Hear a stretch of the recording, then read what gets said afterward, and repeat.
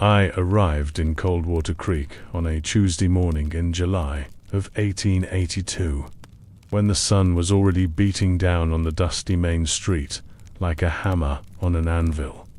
The stagecoach rattled to a stop in front of the general store, and I stepped down with my medical bag clutched in one hand and my worn leather satchel in the other.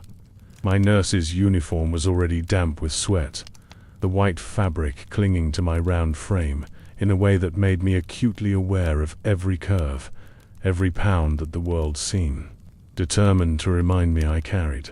The driver didn't offer to help me with my trunk. He just spat a stream of tobacco juice into the dirt and muttered something about heavy cargo that made the man beside him snicker. I'd heard worse. I'd heard it all my life, actually. From the time I was a little girl in Philadelphia, whose mother apologized to strangers for having such a sturdy daughter, to the nursing school where my instructors praised my skill but always added that caveat about my appearance, as if my knowledge of anatomy and pharmacology somehow weighed less because I weighed more. I pulled my trunk down myself, my arms straining with the effort, and surveyed the town that would be my new home. Coldwater Creek wasn't much to look at, a single dirt road lined with wooden buildings that all seemed to lean slightly to one side, as if exhausted by the Montana heat. There was a saloon, a general store, a blacksmith's shop, and at the far end of the street, a small building, with a hand-painted sign that read Medical Office. That's where I was headed. That's where I'd been hired to assist the town's elderly doctor, a man named Dr. Emmett Grain, who had written to the nursing school in Philadelphia saying he desperately needed help. I started walking, dragging my trunk behind me, leaving a trail in the dust. People stopped what they were doing to stare. A woman in a blue calico dress whispered something to her companion, and they both laughed behind their hands. 2 men sitting outside the saloon made no effort to hide their amusement. One of them, a broad-shouldered man with a silver star pinned to his vest, stood up and approached me with a swagger that suggested he owned not just the badge, but the entire town. "Well, well," he said, his voice carrying across the street. "You must be the nurse old Doc Crane ordered up from back east." He said the word nurse like it was something dirty, something to be scraped off the bottom of a boot. "I'm Sheriff Colt. Brennan and I run things around here. Gotta say, I was expecting someone a little more suitable for the job." His eyes traveled deliberately down my body and back up again, lingering in places that made my skin crawl. The men behind him laughed, and I felt my face flush hot, though whether from anger or humiliation, I couldn't quite tell. Probably both. "I'm Nurse Margaret Henley," I said, keeping my voice steady despite the hammering of my heart. "Dr. Crane is expecting me. I'm sure he is," Sheriff Brennan said, circling me slowly like a predator assessing prey. "But see, here's the thing, Nurse Henley. We're a small town, and we've got certain standards, certain expectations about what a lady should look like, especially one who's going to be tending to the sick. You understand what I'm saying?" I understood perfectly. I'd understood my entire life. But I'd also learned something important during my years of training, that medicine didn't care what you looked like. Disease didn't discriminate based on whether you were pretty or plain, thin or fat. Death came for everyone equally, and the only thing that mattered when it arrived was whether you had the knowledge and skill to push it back. "I understand that Dr. Crane requested my assistance," I said firmly, "and that I intend to provide it to the best of my considerable abilities. Now, if you'll excuse me, Sheriff, I have work to do."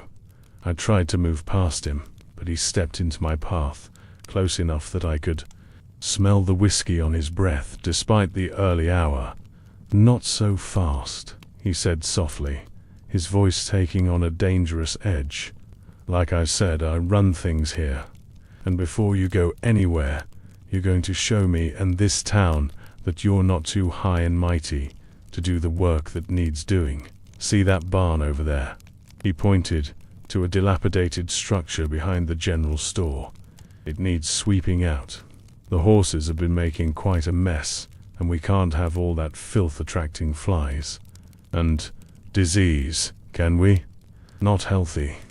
The irony of him lecturing me about health and hygiene while reeking of alcohol at 9 in the morning wasn't lost on me, but I held my tongue. I'd learned that lesson too. Sometimes silence was the better part of survival.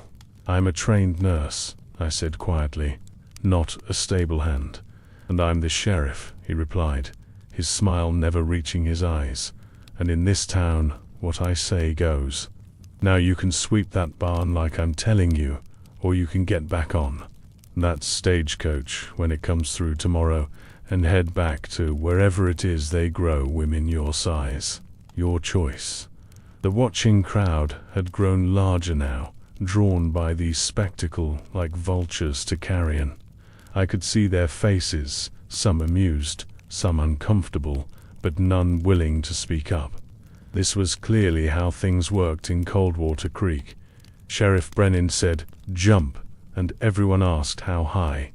I thought about refusing. I thought about standing my ground and insisting on my professional dignity. But I also thought about the letter I'd received from Dr. Crane, about how desperately he needed help, about the people in this town who were suffering because their only doctor was 73 years old and could barely keep up with the demands of frontier medicine. I thought about the Hippocratic Oath, about the promise I'd made to use my skills to help those in need. So I set down my medical bag, lifted my chin, and said, "Where's the broom?" Sheriff Brennan's smile widened into something cruel and victorious. That's what I thought.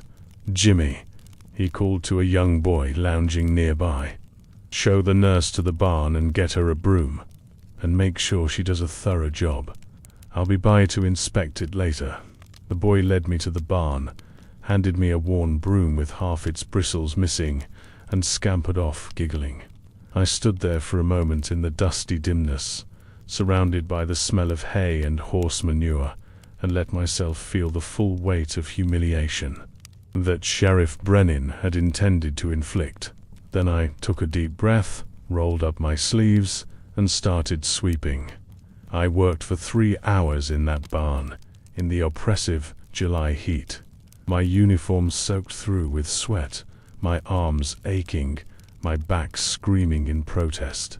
I swept every corner, cleaned every stall, and hauled water to scrub down the worst of the filth. When I finally emerged, blinking in the bright sunlight, my white uniform was streaked with dirt and straw. My hair had come loose from its pins, and I probably looked exactly like what Sheriff Brennan wanted everyone to see. A fat, dirty woman who belonged in a barn, not in a medical office. But I had done what he asked. I had survived my first test in Coldwater Creek. Dr. Crane's office was mercifully cool when I finally made my way there, dragging my trunk behind me. The old doctor himself answered my knock, and his face crumpled with dismay when he saw the state I was in. "Good Lord, child," he said, ushering me inside. "What happened to you?"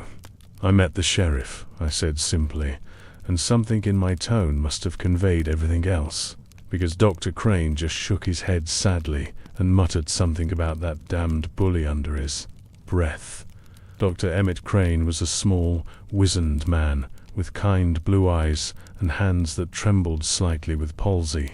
He showed me to a small room behind the office where I could stay, helped me carry up my trunk, and told me to rest and clean up before we talked about my duties. But even as I washed the barn, dirt from my skin, and changed into a fresh uniform, I could hear him moving round in the office below. And I could hear the sound of coughing, terrible racking coughs that spoke of lungs filled with fluid or infection. I found him sitting at his desk, his handkerchief pressed to his mouth, spots of red staining the white cloth. "How long?" I asked quietly. He looked up at me with those kind eyes, and I saw the answer before he spoke. "Consumption. 6 months, maybe less. And that's why I sent for you, Miss Henley. This town needs a medical professional, and I'm not long for this world. I'd hoped to train you, to show you the particular challenges of frontier medicine before I'm no longer able." "Then we'd better not waste time," I said, moving to wash my hands at the basin. "Tell me about your patients." Over the next few weeks, I learned the rhythms of Coldwater Creek and the particular hell of being different in a small town, where conformity was prized above all else. Dr. Crane was a brilliant physician, his mind still sharp despite his failing body, and he taught me everything he could about the specific medical challenges of the frontier: how to treat gunshot wounds and knife injuries, how to deal with infections in the absence of proper sanitation, how to set bones broken in mining accidents or thrown from horses, how to recognize the signs of diseases that flourished in the harsh Montana climate.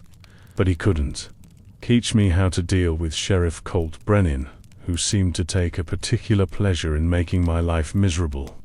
He would stop by the office at least once a day, always with some task he insisted I perform.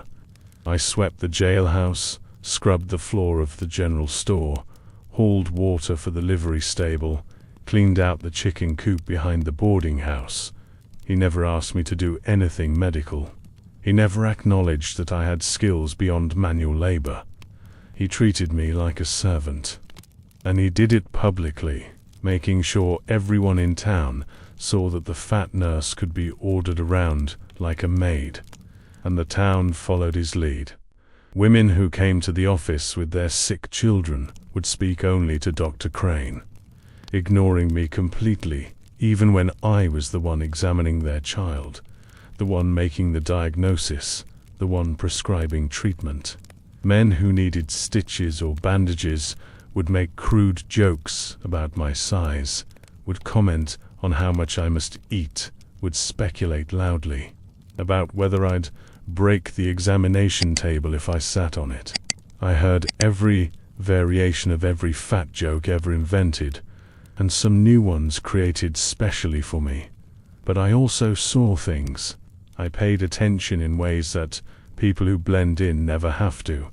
I noticed that Sheriff Brennan always wore long sleeves even in the summer heat, and that sometimes he walked with a limp he tried to hide.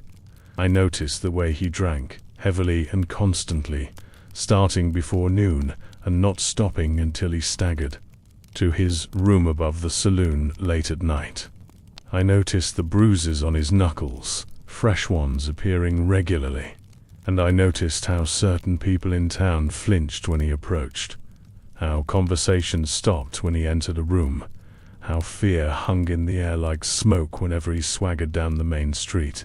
I noticed that the blacksmith's wife came to the office every few weeks with accidents: a broken rib from falling down the stairs, a black eye from walking into a door, burns on her arms that she claimed came from careless cooking. Dr. Crane treated her injuries and said nothing, but I saw the way his jaw tightened, the way his hands shook a little more than usual when he wrapped her ribs. I noticed that there were men in town who bore the marks of what looked suspiciously like torture, burns that formed patterns, scars that suggested prolonged abuse rather than accidents. And I noticed that these men were always the ones who'd had some dispute with the sheriff, who'd questioned his authority or failed to show proper deference. Coldwater Creek, I realized, was a town held hostage by a man with a badge and no conscience, and everyone was too frightened to do anything about it. Dr. Crane's condition worsened as summer turned to fall. The coughing fits became more frequent, the blood in his handkerchief more abundant. He spent more and more time in bed, leaving me to handle most of the medical cases on my own. And I did, despite the fact that patients still treated me with contempt. despite the fact that Sheriff Brennan continued to find humiliating tasks for me to perform, despite the fact that I was exhausted and lonely and homesick for a place that had never really been home. I delivered babies in the middle of the night, stitched up knife wounds from saloon fights, set broken bones, lanced infections, and did everything I could with the limited supplies and even more limited respect afforded to me. I saved lives, though no one thanked me. I prevented suffering, though no one acknowledged it. I practiced medicine in the shadows of Dr. Crane's reputation, and I told myself that it didn't matter, that the work itself was the reward, that I didn't need recognition or respect. But late at night, alone in my small room, I sometimes let myself cry.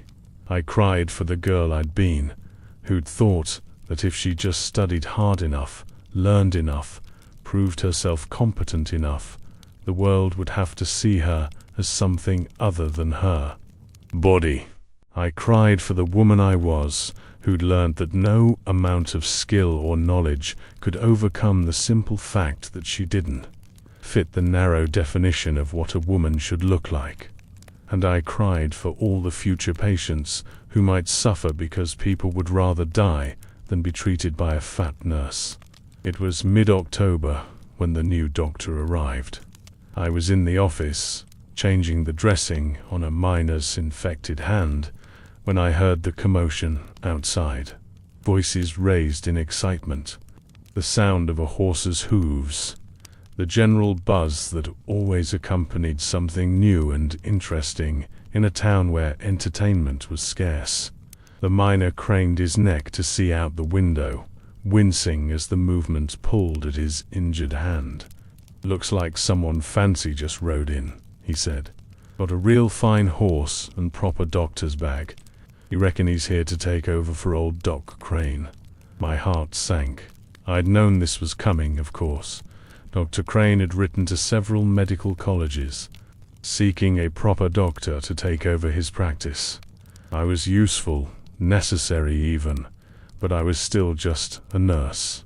In the hierarchy of frontier medicine, a male doctor would always supersede a female nurse, no matter how skilled she might be.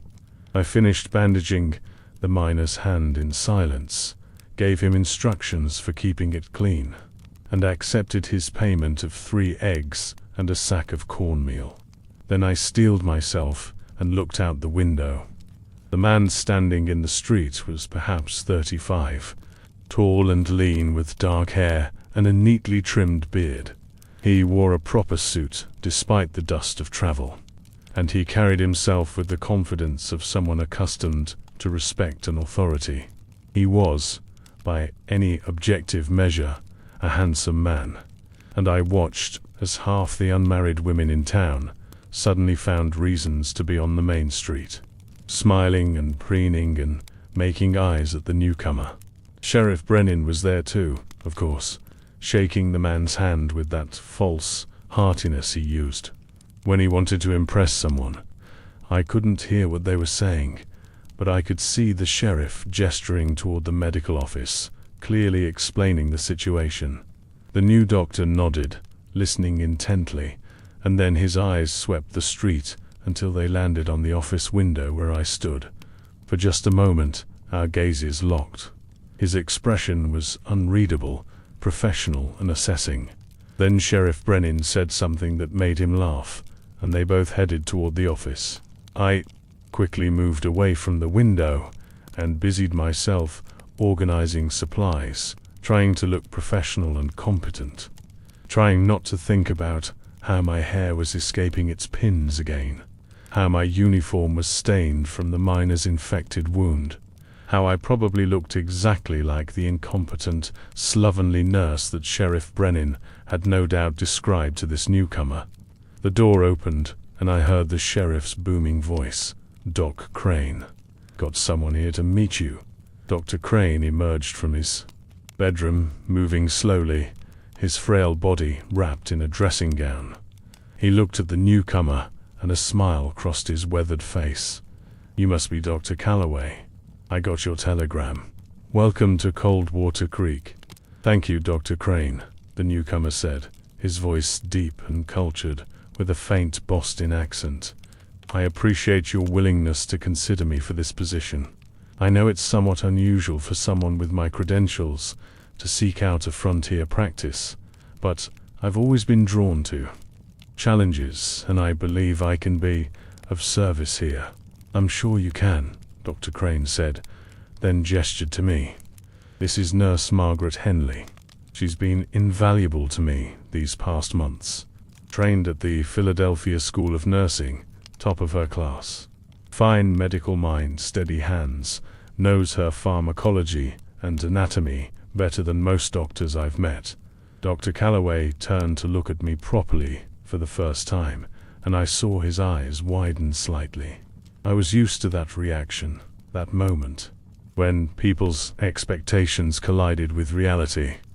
But there was something different in his expression, something I couldn't quite read. Nurse Henley, he said, offering his hand. It's a pleasure to meet you. I shook his hand, noting the firmness of his grip, the calluses that suggested he was no stranger to hard work, despite his refined appearance. Dr. Calloway. Now, about Nurse Henley, Sheriff Brennan interjected, his voice taking on that oily quality I'd come to despise. I should probably explain the situation here, Doctor. You see, she's been helpful, I suppose. But she's not really equipped for serious medical work. Dr. Crane here is just too kind-hearted to say so. Mostly, we've had her doing cleaning and such, tasks more suited to her abilities. I felt my face flush hot, but I kept my expression neutral. This was familiar territory. This casual dismissal of my skills, this reduction of my worth to my appearance. Is that so? Dr. Calloway said mildly, his eyes still on me. What's your assessment of Dr. Crane's condition, Nurse Henley? The question caught me off guard. No one ever asked me for my medical opinion, not in front of others, not where it might actually matter. Advanced pulmonary consumption, I said quietly. Based on the volume and frequency of hemoptysis, the progression of weight loss, and the increasing severity of night sweats and fever, I would estimate he has perhaps 2 to 3 months remaining. The right upper lobe is most severely affected, but the disease has spread bilaterally. There's also evidence of early cardiac involvement, likely right-sided heart failure, secondary to the pulmonary pathology. Dr. Calloway's eyebrows rose. Detailed observation. Have you examined him? Every day for the past 3 months. I've been managing his pain with carefully measured doses of laudanum, ensuring adequate nutrition as much as his appetite allows, and monitoring for secondary infections, which are the most likely. Acute cause of death in consumption cases, and what secondary infections concern you most? Pneumonia, primarily. Also tuberculosis pleurisy, which would be excruciating and require thoracentesis if fluid accumulation becomes significant. Dr. Calloway nodded slowly, and I saw something shift in his expression. Dr. Crane, might I examine you? With Nurse Henley's assistance, of course. Of course, Dr. Crane said, looking pleased. Margaret, would you prepare the examination room? Sheriff. Brennan sputtered. Now wait just a minute. Doctor, I really must insist on what, Sheriff? Dr. Calloway turned to face him, and his mild tone had acquired an edge. On preventing me from utilizing the nursing staff available to me. From making my own assessment of the medical situation here. I'm afraid I don't quite understand your objection. The sheriff's face reddened. I'm just trying to save you from making a mistake is all. Relying too heavily on her, he said the word with contempt. She's not exactly what I'd call a professional medical person. And your medical credentials are? Dr. Calloway asked pleasantly. There was a long, tense silence. Sheriff Brennan's hand moved toward his gun, an unconscious gesture that spoke volumes about how he usually dealt with challenges to his authority. But Dr. Calloway didn't flinch, didn't back down, just stood there with that mild, professional expression that somehow conveyed absolute confidence. Finally, the sheriff forced a laugh. "Well, you'll learn soon enough, Doctor. Don't say I didn't warn you." He tipped his hat mockingly in my direction. "Nurse Henley, I'll expect you at the jailhouse tomorrow morning. Floor needs scrubbing."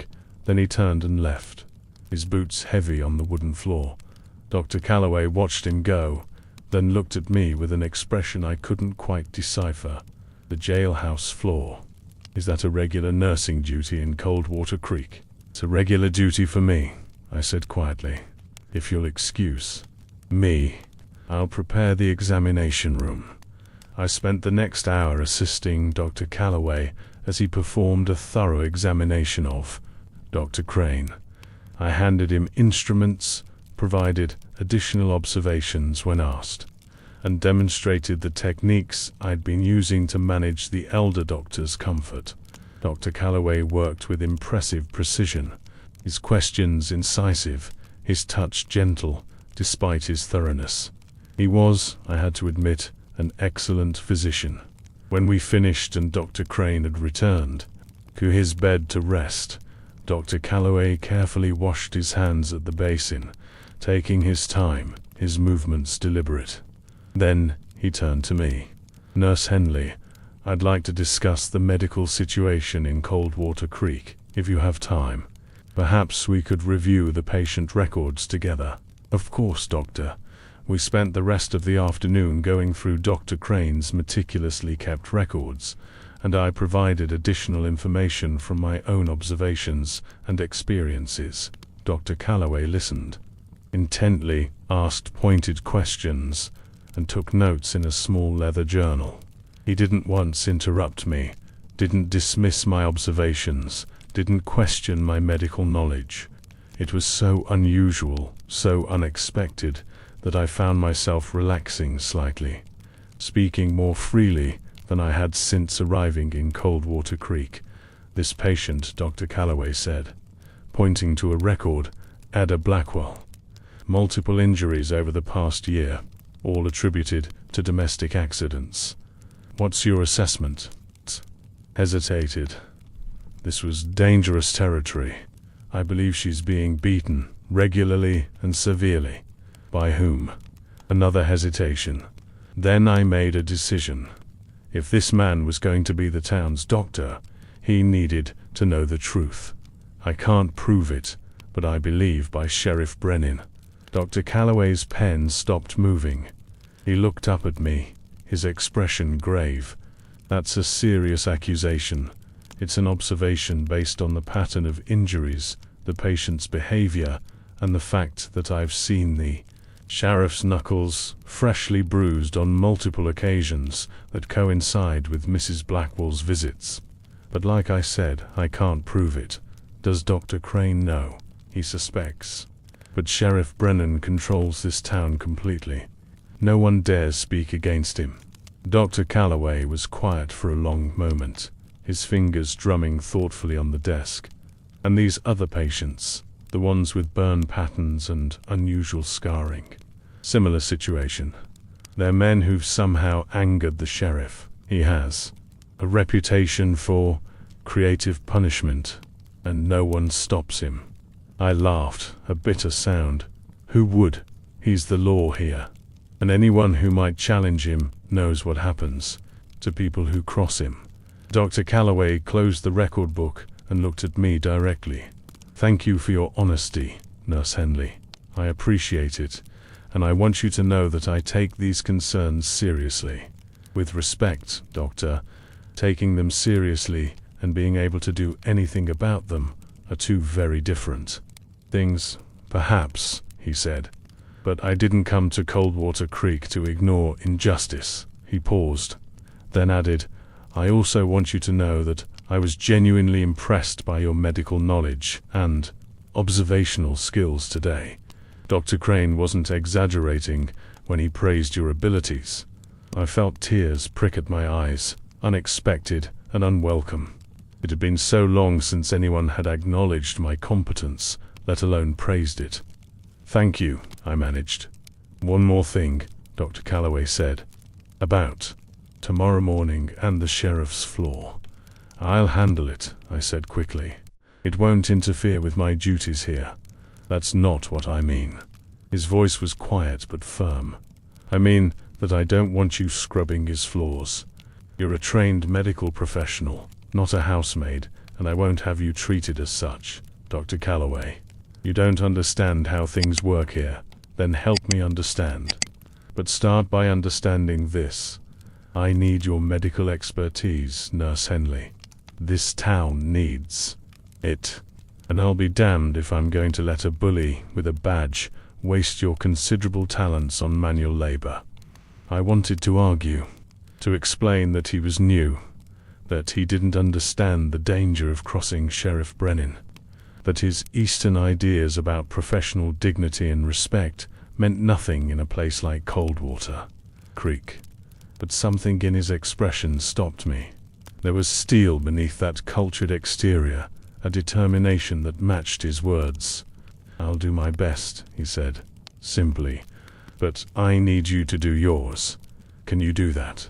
"Yes," I said. "Yes, I can." That night, I lay awake in my small room, listening to the sounds of the town settling into sleep. For the first time since arriving in Coldwater Creek, I felt something dangerous stirring in my chest. Hope. The next morning, I waited with dread for Sheriff Brennan to appear, demanding that I report to the jailhouse for floor scrubbing duty. But he never came. Instead, at precisely 9 o'clock, Dr. Calloway knocked on my door. "Good morning, Nurse Henley. I've taken the liberty of establishing our office hours. We'll see patients from 9 to noon and again from 2 to 6, with a break for lunch. I'd like you to handle initial examinations and minor cases, referring anything complex to me for consultation." Does that sound reasonable? It sounded impossible.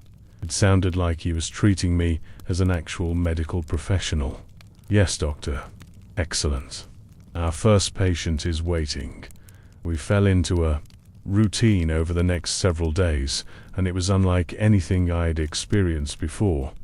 Dr. Calloway introduced me to patients not as the nurse, but as Nurse Henley, who will be providing your care today. He deferred to my knowledge of local patients and conditions, asked my opinion in front of others, and made it clear that he valued my medical expertise. When patients tried to dismiss me or demand to see a real doctor, he politely but firmly explained that Nurse Henley was perfectly capable of handling their care and that his time was reserved for more complex cases. It was revolutionary. It was also dangerous. Sheriff Brennan appeared on the third day of this new arrangement, barging into the office while I was stitching up a ranch hand's lacerated arm. He stood there, his presence filling the room like a bad smell, watching me work with open hostility. "Nurse Henley," he said when I'd finished, his voice dripping with false courtesy, "I believe I gave you an assignment several days ago. Jailhouse floor is looking mighty dirty." Before I could respond, Dr. Calloway emerged from the back room where he'd been checking on Dr. Crane. "Sheriff Brennan, is there a medical emergency?" "No. I'm just here to collect Nurse Henley. Got work for her to do. I'm afraid that won't be possible. Nurse Henley is fully employed providing medical care to this community. If you need someone to clean your jailhouse, I suggest you hire a maid." The temperature in the room seemed to drop 10 degrees. The ranch hand I'd just treated grabbed his hat and fled, clearly wanting no part of what was about to happen. Sheriff Brennan took a step toward Dr. Calloway, his hand resting on his gun.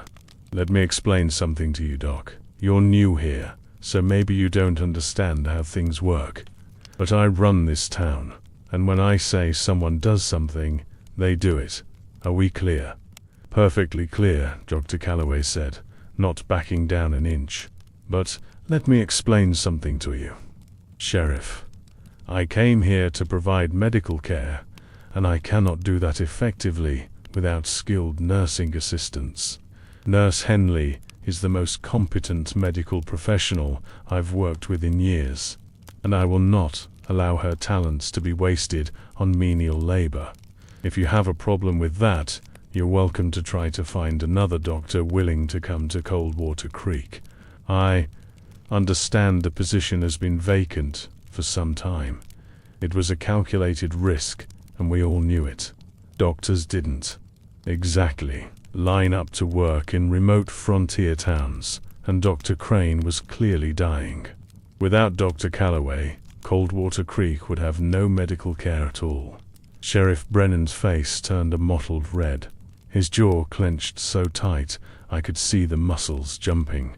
For a long, terrible moment, I thought he might actually draw his gun, might actually shoot Dr. Calloway right there in the medical office. His reputation wouldn't suffer much for it. He'd just claimed self-defense, and who would contradict him? But something held him back. Maybe it was the calculation that killing the town's only doctor would be a bridge too far, even for him. Maybe it was something he saw in Dr. Calloway's eyes, some hint that this man wouldn't go down easily. Whatever it was, after what felt like an eternity, the sheriff took a step back. "You're making a mistake, Doc," he said quietly, and the quiet was somehow more menacing than his usual bluster. "A big mistake. This town needs a doctor, that's true. But doesn't need you specifically. Plenty of other doctors out there, and maybe the next one will have better sense."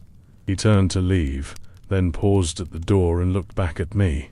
"As for you, Nurse Henley, you just made a powerful enemy. You'd better hope nothing bad happens to your precious doctor friend here, because without him, you'll find out just how hospitable Coldwater Creek can be to fat bitches who get above their station."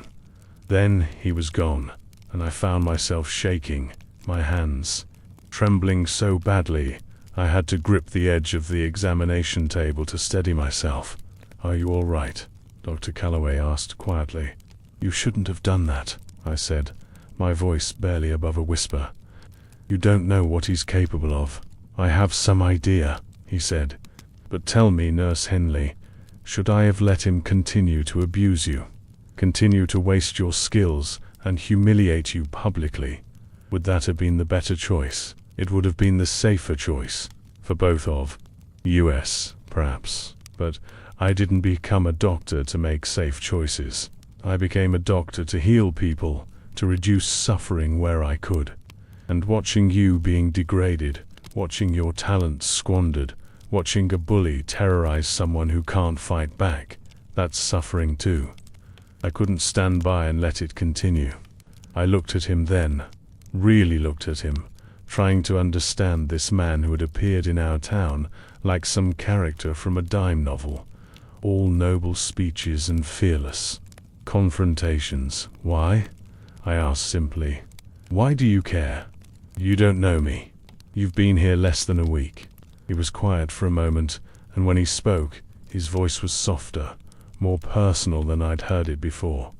"When I was in medical school in Boston, there was a professor, Dr. Adelaide Simmons, one of the first women to graduate from Harvard Medical School. Brilliant mind, revolutionary researcher. She taught me anatomy and pathology, and she was the best teacher I ever had.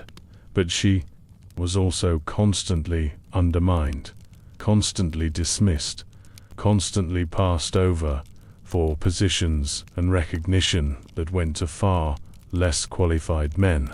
I watched her fight for respect every single day, watched her have to be twice as good to be considered half as worthy, and I swore then that if I ever had the power to prevent that kind of injustice, I would use it.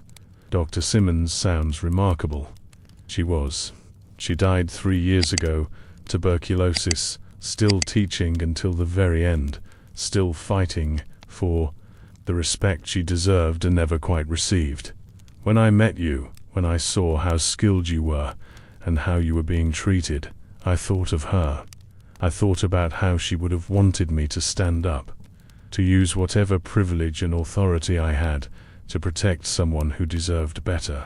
I felt tears running down my face before I even realized I was crying. "Thank you," I whispered. "Don't thank me yet," he said grimly. "We've just made a very dangerous enemy, and I suspect we haven't seen the last of Sheriff Brennan's revenge." He was right, of course. Over the next few weeks, Sheriff Brennan made our lives as difficult as possible, without quite stepping over the line into overt violence. Patients who came to see us were stopped and questioned, intimidated, made to feel that seeking medical care was somehow disloyal to the sheriff. Our supplies were delayed or lost. The building's landlord suddenly discovered urgent repairs that needed to be made, always at the most inconvenient times. Drunk men would gather outside the office at night, shouting obscenities, making threats, keeping us awake. But Dr. Calloway refused to be intimidated, and his example gave me strength I didn't know I had. We continued to see patients, continued to provide excellent care, and slowly, very slowly, some people in town began to take notice. It started with small things. A woman thanking me by name for helping deliver her baby. A miner tipping his hat to me on the street instead of making a crude comment. A shopkeeper giving me a fair price instead of overcharging. Not everyone, not even most people, but enough that I could feel something shifting. Some tiny crack appearing in the wall of hostility that had surrounded me since my arrival. And then Dr. Crane died. It happened on a cold November morning, peacefully in his sleep, which was as much as anyone with consumption could hope for. Dr. Calloway and I prepared his body for burial, both of us quiet with grief. He had been a good man, a kind man, and in his final months he had treated me with a respect and dignity that I would always treasure. The funeral was well attended. Dr. Crane had been liked, if not quite loved, by the town, and people came to pay their respects. I stood at the back of the cemetery, not wanting to draw attention to myself, but Dr. Calloway found me there and stood beside me throughout the service. "He was proud of you," Dr. Calloway said quietly, as they lowered the coffin into the frozen ground. "He told me so several times. Said you were the finest nurse he'd ever worked with, and that this town didn't deserve you. He was kind to me. He was honest with you. There's a difference. After the funeral, there was a gathering at the church hall. Food and coffee, and the awkward small talk that always follows death. I didn't want to go, but Dr. Calloway insisted, said that we needed to show our faces, to remind people that medical care would continue, despite Dr. Crane's passing. We were standing near the coffee urn, making polite conversation with the minister's wife, when Sheriff Brennan made his entrance. He was drunk, obviously, and aggressively drunk, swaying slightly as he walked, his voice too loud in the quiet hall. "Well, well," he boomed, "if it ain't the high and mighty doctor and his pet pig." The room went silent. Every conversation stopped. Every eye turned toward us. Dr. Calloway set down his coffee cup very carefully. "Sheriff Brennan, this is a funeral gathering. Perhaps you should show some respect." "Respect?" The sheriff laughed, a harsh, ugly sound. "You want to talk to me about respect? You, who've been undermining my authority since the day you arrived. You, who've been elevating this creature, ... He gestured at me with open contempt, above her natural station. "Her natural station," Dr. Calloway said, his voice dangerously quiet, "is as a skilled medical professional. Something you seem incapable of recognizing." "Skilled?" Sheriff Brennan moved closer, his breath reeking of whiskey. "Let me tell you what I see, Doc. I see a fat woman who couldn't get a proper job back east. So she came out here thinking we'd be too desperate to notice what an ugly, useless..." He didn't get to finish. Dr. Calloway moved faster than I would have thought possible, stepping between me and the sheriff, his posture protective, his voice cutting through the sheriff's drunken tirade like a scalpel. "That's enough. You will not speak to Nurse Henley that way. Not now, not ever." Sheriff Brennan's eyes widened, then narrowed. His hand moved toward his gun, and I saw several people in the crowd gasp. This was it, I thought. This was where Dr. Calloway's nobility and my presence in this town would get him killed. But before the sheriff could draw, Dr. Calloway continued speaking, his voice rising so that everyone in the hall could hear him clearly. "I've been in Coldwater Creek for 1 month now. In that time, I've seen things that shock me, that shame me as a citizen of this territory. I've seen brutality masquerading as law enforcement. I've seen corruption parading as justice. I've seen a community held hostage by fear. But I've also seen something else. I've seen a woman work harder, longer, and with more skill and dedication than almost anyone I've encountered in my entire medical career. I've watched Nurse Henley save lives, ease suffering, provide compassionate care to people who then turned around and mocked her. And through it all, she has maintained her professionalism, her kindness, and her commitment to healing." He turned slightly, addressing the crowd now rather than the sheriff, and I realized with a mixture of horror and awe that he was making this a public confrontation, forcing the town to take sides. "How many of you have been treated by Nurse Henley?" he asked. Several hands went up hesitantly. "And how many of you received competent professional care?" The hands stayed up. "Then, perhaps it's time we all acknowledged something. This town has been blessed with an extraordinarily skilled medical professional. Not despite her appearance, but regardless of it. Her worth isn't measured in pounds or inches. It's measured in lives saved, in suffering eased, in the countless small acts of healing that she performs every single day." Sheriff Brennan tried to interrupt, but Dr. Calloway raised his voice, talking over him. "And I want to make something absolutely clear to everyone here. I came to Coldwater Creek because Dr. Crane wrote to me explaining that this town desperately needed medical care, but I'm staying because of Nurse Henley. Her knowledge, her skill, her dedication, these are irreplaceable. Without her, I would be overwhelmed, unable to provide adequate care to this community. Without her, people would die unnecessarily, would suffer needlessly. She's not just helpful, she is essential." Then, in a gesture that would be talked about in Coldwater Creek for years to come, Dr. Calloway did something unprecedented. He dropped to one knee in front of me, right there in the church hall, in front of the entire town. He looked up at me, his expression deadly serious, and said in a voice that carried to every corner of the room, "Without you, Nurse Henley, I'm not staying here. This town needs you far more than it needs me, and anyone who can't see that is a fool."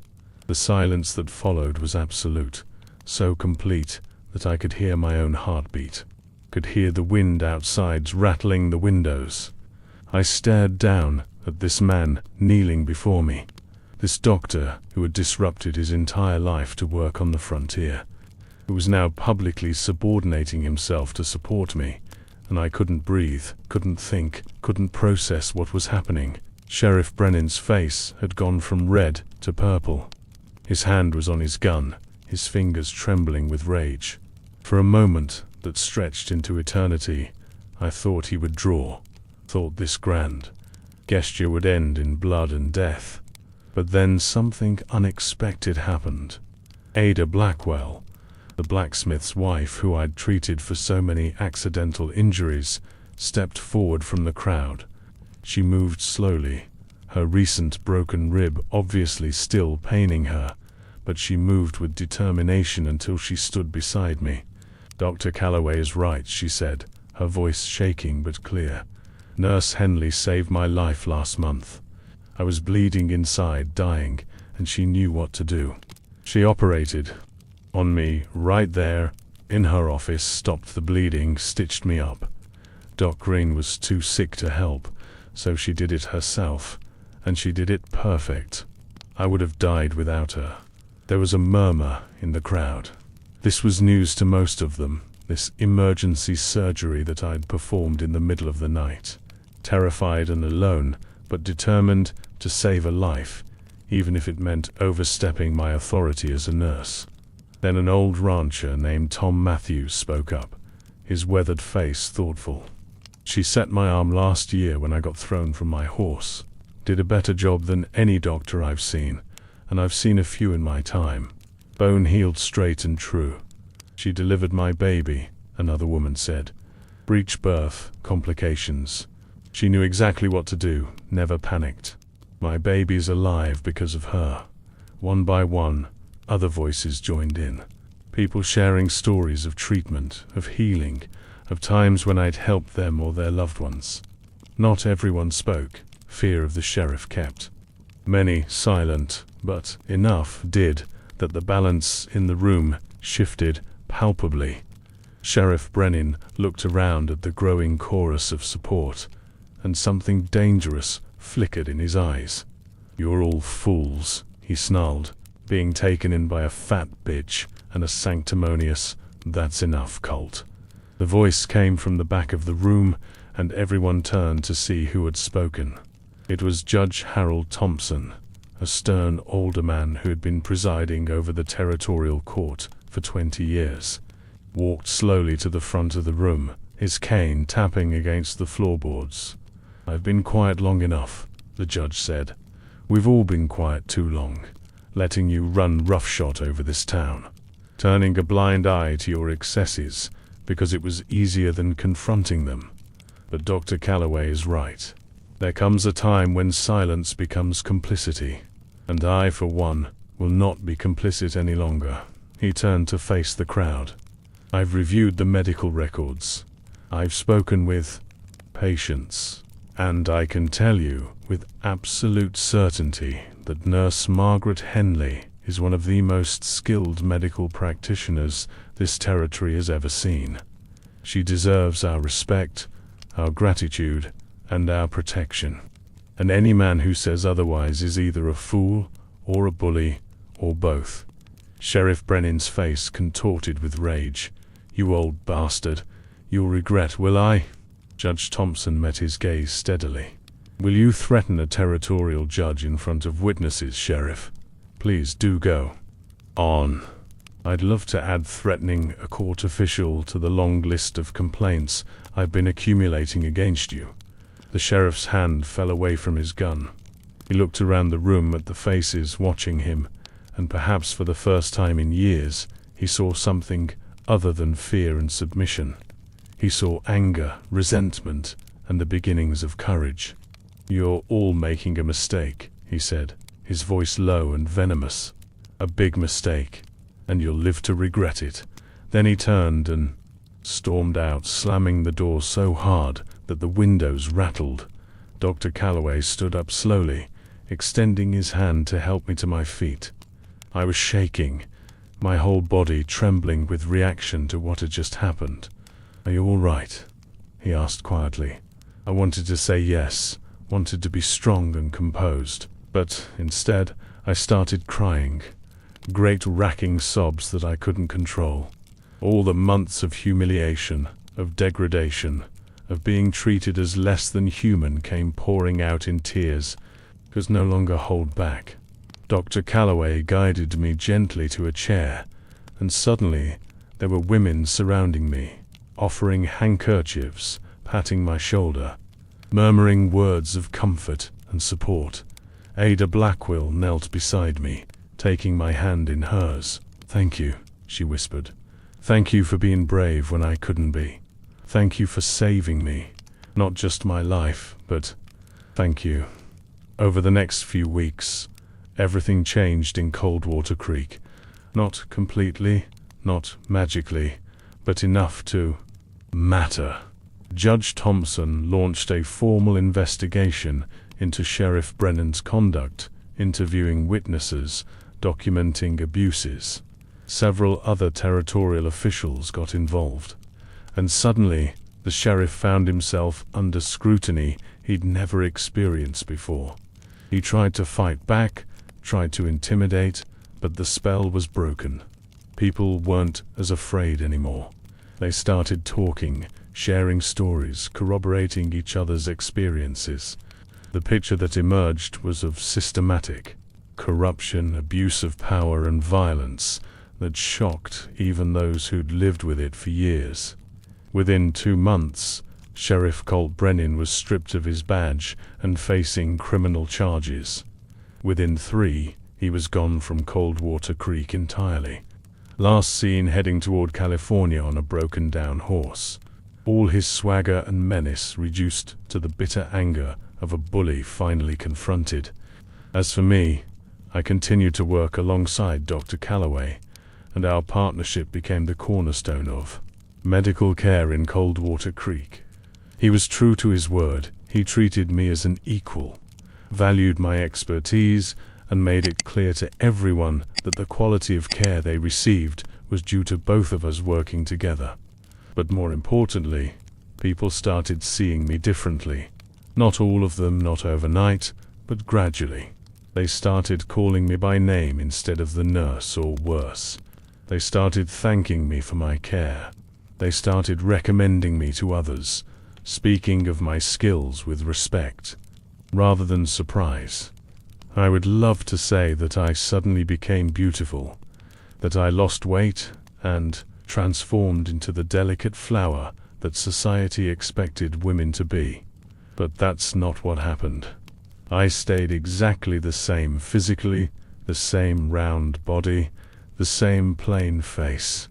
What changed was not my appearance, but how people saw me. They started seeing past the surface to the skill, the knowledge, the dedication beneath. And, perhaps most remarkably, I started seeing myself differently too. I started believing that I had worth beyond my weight, that my value as a person and a professional wasn't determined by the number on a scale or the size of my dress. I started carrying myself with confidence, speaking up in medical consultations, making decisions without second-guessing myself. Dr. Calloway and I never became romantically involved. Our relationship remained professional, a partnership of mutual respect and shared purpose. But he became my closest friend, my most trusted colleague, and the person who showed me that it was possible for someone to look past superficial judgments and see the real person underneath. Years later, long after Coldwater Creek had grown into a proper town with a hospital and multiple doctors, people would still talk about the day the new doctor knelt before the fat nurse in the church hall. They'd talk about how one act of public respect, one gesture of solidarity, had changed not just my life, but the entire community's understanding of worth and dignity. Because here's the truth that Dr. Calloway understood, and that Coldwater Creek eventually learned: medicine doesn't care what you look like. Disease doesn't discriminate based on beauty. Death comes for everyone equally. And the only thing that matters when suffering arrives at your door is whether there's someone with the knowledge, skill, and compassion to push it back. I was that someone. I always had been. It just took a good man with the courage to say it out loud for everyone else to finally see it too.